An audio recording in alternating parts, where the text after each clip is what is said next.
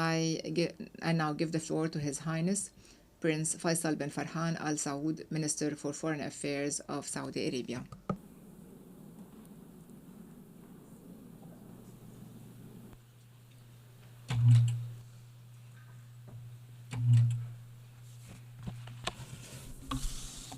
Bismillah ar-Rahman ar-Rahim.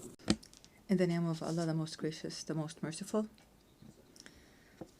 Your Excellency, the President of the United Nations General Assembly, Mr. Secretary General of the United Nations, honored attendees, peace and God's blessings be upon you. We begin by congratulating Her Excellency Annalena Baerbock on her election as President of the 80th session of the United Nations General Assembly. We thank His Excellency Philemon Yang for the work that he did during his presidency of the previous session. We also express our deep appreciation to His Excellency Mr. Antonio Guterres, Secretary General of the United Nations. We thank him for his tireless efforts in upholding the principles and goals of the United Nations Charter. Mr. President, the Kingdom of Saudi Arabia is proud to be a founding member of this organization. It strives to translate the principles of the Charter into a tangible reality by promoting respect for international law, enhancing international peace and security, and supporting multilateral cooperation. This position stems from our deep belief in the importance of the United Nations' role in today's world. Saudi Arabia is committed to the purposes of the United Nations Charter and has responded to humanitarian calls. In doing so, the Kingdom has spared no effort in extending aid and doing so generously. Our country has provided over $141 billion in aid and assistance benefiting 174 countries. Mr. President, as the organization marks its 80th year, we emphasize the urgent need for it to become more capable and more efficient in keeping pace with developments and finding the necessary approaches to resolve crises and put an end to conflicts, without deviating from its founding objectives, especially in the maintenance of international peace and security, without double standards or selectivity. The suffering of the Palestinian people and the unprecedented humanitarian crisis in Gaza that has officially been classified as a famine by the Integrated Food Security Phase Classification Report, IPC. This runs counter to the principles of the Charter and international law and international humanitarian law, in light of the brutal and unchecked practices of the occupying forces, including starvation, forced displacement, and systematic killing. This is done in complete disregard of the historic and legal rights of the Palestinian people, with an aim to erase their legitimate rights.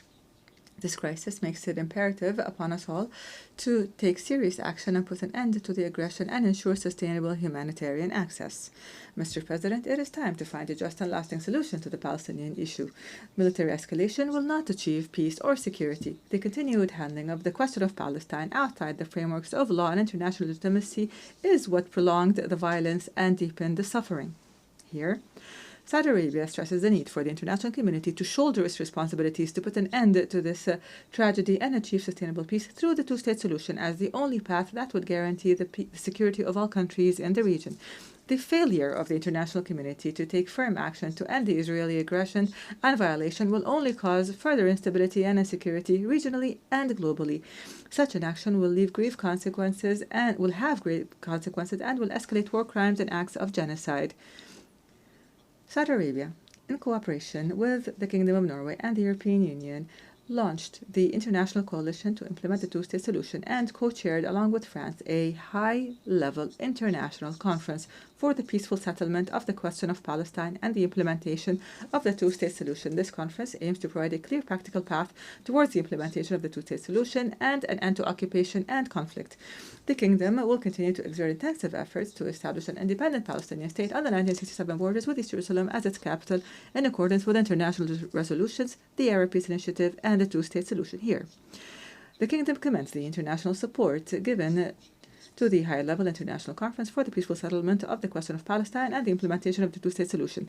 We welcome the United Nations General Assembly's adoption by an overwhelming majority of the New York Declaration on the peaceful settlement of the question of Palestine, the two-state solution, and the establishment of an independent Palestinian state.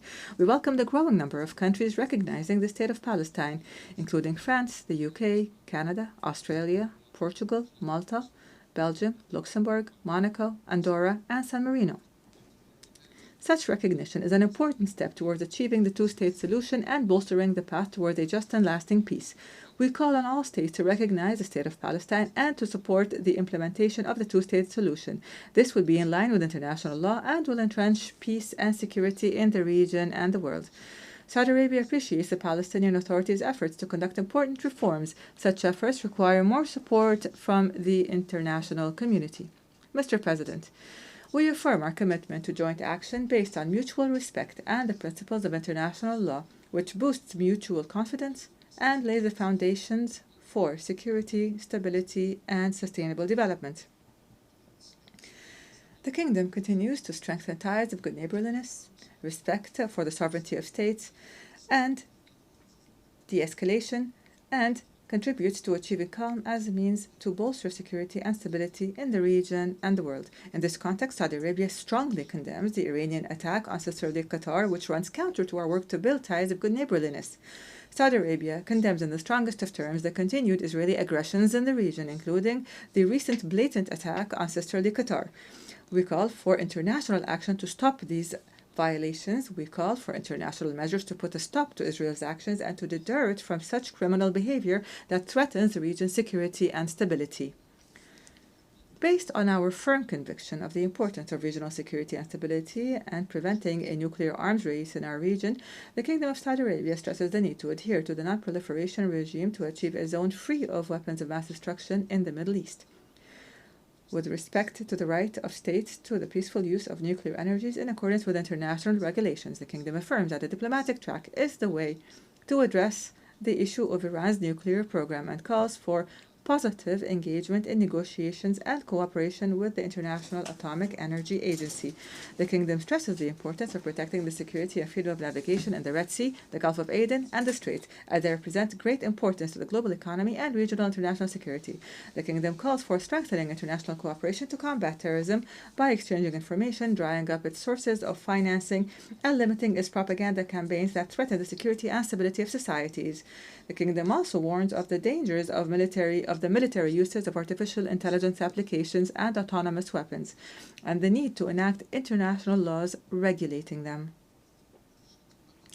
The Kingdom commends the positive steps taken by the Syrian Arab Republic to consolidate security and stability, and we welcome the lifting of sanctions off of Syria, which contributes to supporting its government to reconstruct and to promote steps of recovery and integration regionally and internationally. This would also open new horizons for economic cooperation between Syria and the world. This would reflect positively on achieving stability, prosperity, and development for the brotherly Syrian people. The Kingdom stresses the need to stop the repeated Israeli aggressions on Syrian territory, and we support to everything that would contribute to the consolidation of Syria's security and stability, respecting its sovereignty and territorial integrity, and non-interfering in its internal affairs. The Kingdom reiterates its keenness to restore the security and stability of the Republic of Yemen, stresses the importance of reaching a comprehensive political solution, and its support for the United Nations efforts and relevant international resolutions. The Kingdom of Saudi Arabia continued its efforts to support the Yemeni economy and alleviate the human suffering there. The Kingdom of Saudi Arabia is one of the largest donors to the Republic of Yemen. The volume of Saudi relief and development aid to Yemen exceeds $27 million. The Kingdom recently provided economic support to the Central Bank of Yemen in the amount of $500 million to address the budget deficit. Moreover, on the 20th of the current month, the Kingdom provided new economic development aid to the Republic of Yemen valued at $368 million. The Kingdom affirms the importance of Sudan's stability and territorial integrity, as well as the safety of its national institutions. We call for intensifying efforts to alleviate humanitarian suffering and end the war, as well as put an end to foreign interference that only feeds and prolongs the conflict. The Kingdom stresses the importance of continuing dialogue through the Jeddah platform leading to a ceasefire and facilitating access of humanitarian aid. We reject any steps outside the framework of state institutions that may harm the unity of Sudan and do not reflect the will of its brotherly people. The Kingdom stands by Lebanon, supports everything that enhances its security and stability, and appreciates the efforts of the Lebanese state to implement the Ta'if Agreement and extend the sovereignty of the state and limit weapons to the Lebanese state and its legitimate institutions, with the need for the withdrawal of the Israeli occupation from all Lebanese territories in implementation of relevant international resolutions.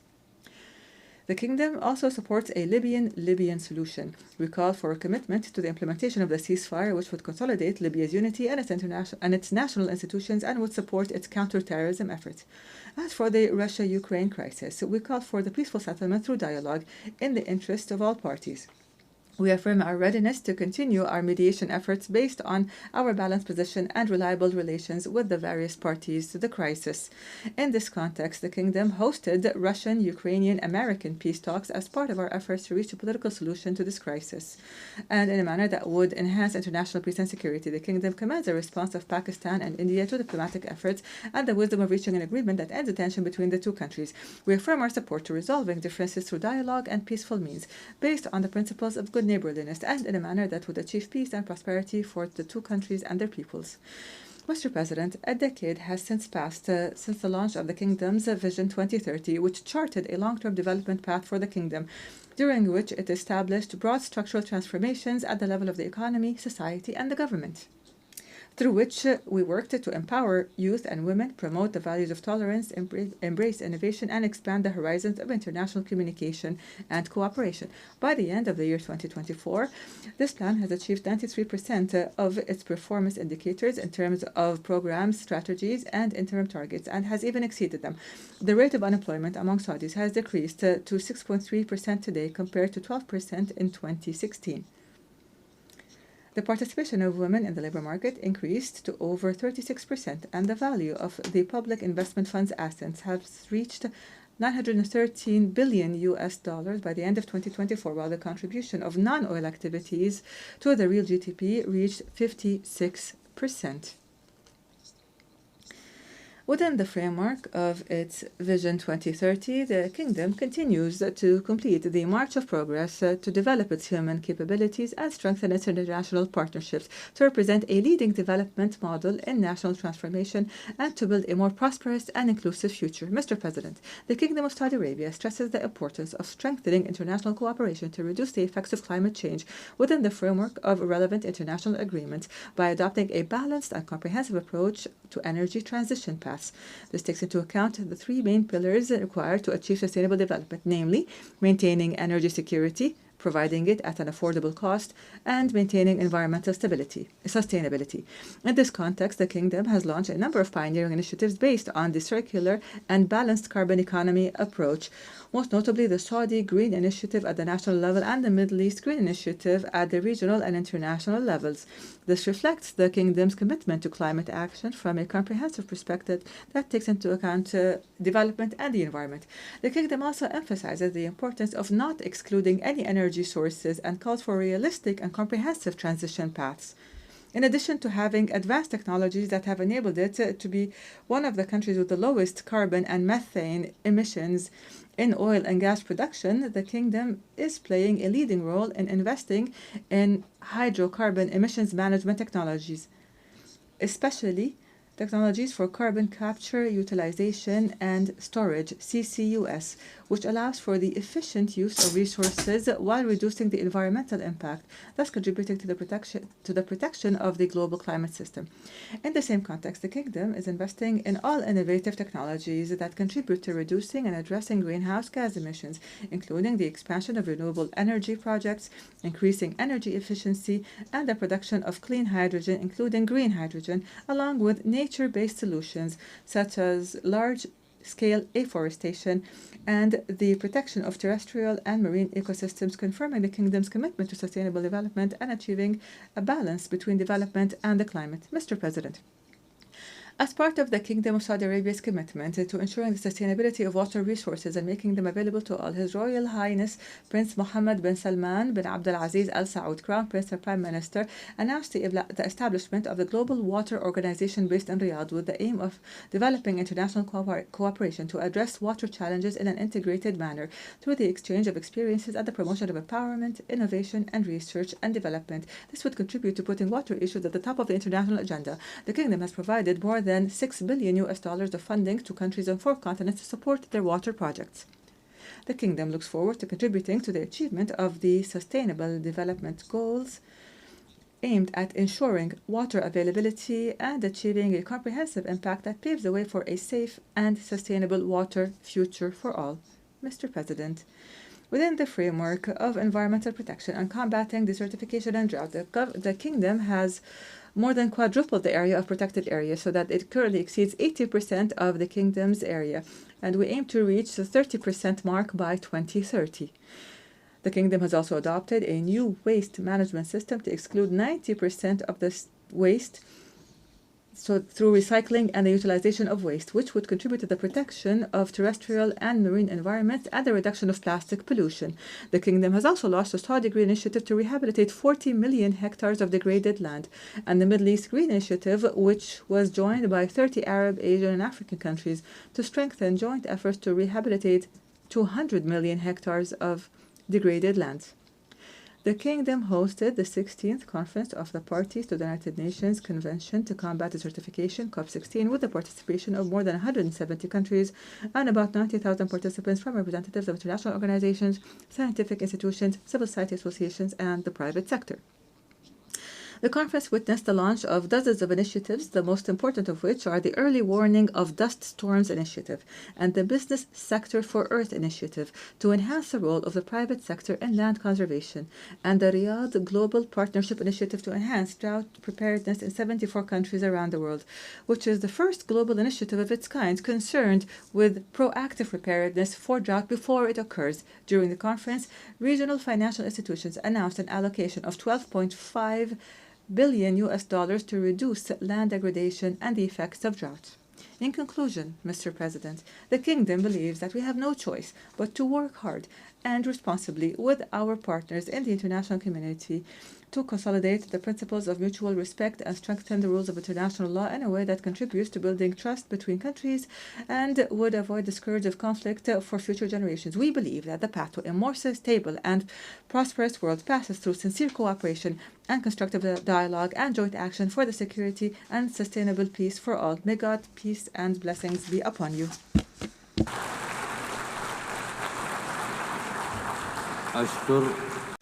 I thank His Highness Prince Faisal bin Farhan Al Saud, Minister for Foreign Affairs of the Kingdom of Saudi Arabia.